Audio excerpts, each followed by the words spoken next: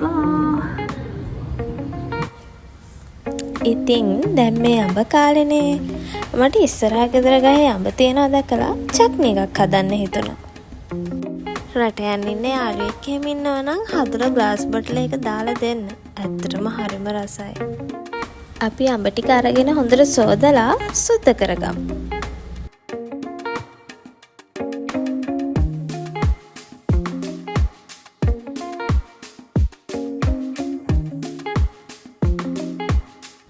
අඹ ගනිද්දී ගොඩක් ඉදිලත් නැති, ගොඩක් අමුත් නැති මෙන්න මේ වගේ අඹම ගන්න. එතකොට තමයි රස.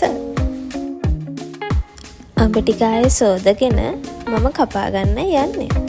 මම නම් කපා ගන්නේ පොඩි කොටු කොටු හැඩයට. ඔයාලට කැමති විදිහකට කපා ගන්න පුළුවන්.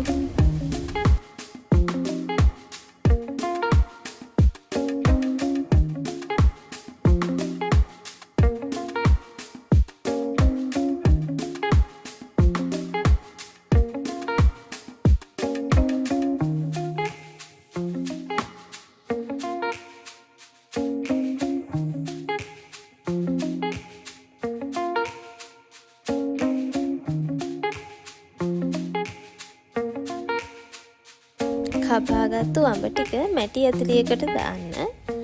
ඉන්ග්‍රීඩියන්ට්ස් දාන ප්‍රමාණවල් නම් මම දන්නේ නැහැ.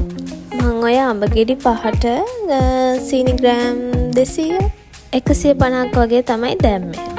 ඒකට රසායනෝ ලුණුයි ගම්මිරිස් ටිකකුයි දාලා හොඳට කලවම් කරලා පැය භාගයක් විතර වහලා තියන්න.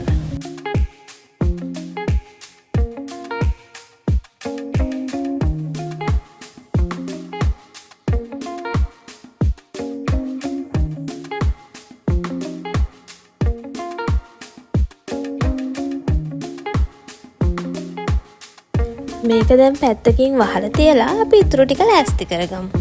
කරාවු නැටි එනසාල් ටිකක් කුරුඳු පුත් ටිකක් දාලා මම මුලින් බ්ලෙන්ඩර් කරගන්නවා.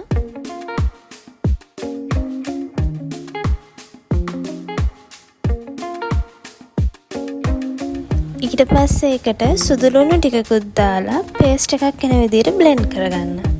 පැය භාගයකට පස්සේ වහලා තිබ්බ අඹ එක මෙහෙම හොඳට සීනි ටික දිය වෙලා වතුර ගතියට තියෙනවා. හොඳට මතක තියාගන්න අපි මේකට වතුර චුට්ටක්වත් දාලා නෙමෙයි, මේ සීනි දිය වෙලා තමයි වතුර ගතිය තියෙන්නේ. මට අර පේස්ට් එක දාන එක රෙකෝඩ් කරගන්න බැරි වෙලා මිරිස් කුඩු දාන්න කලින් අඹ එක ලිපේ තිබ්බ ගමන් පේස්ට් එක දාලා කලවම් කරගන්න. ටික වෙලාවක් ලිපේ තියලා සීනි ටික පැණි ගතියට එද්දී අපි මිරිස් කුඩු ටිකක් ඇඩ් කරගන්නවා.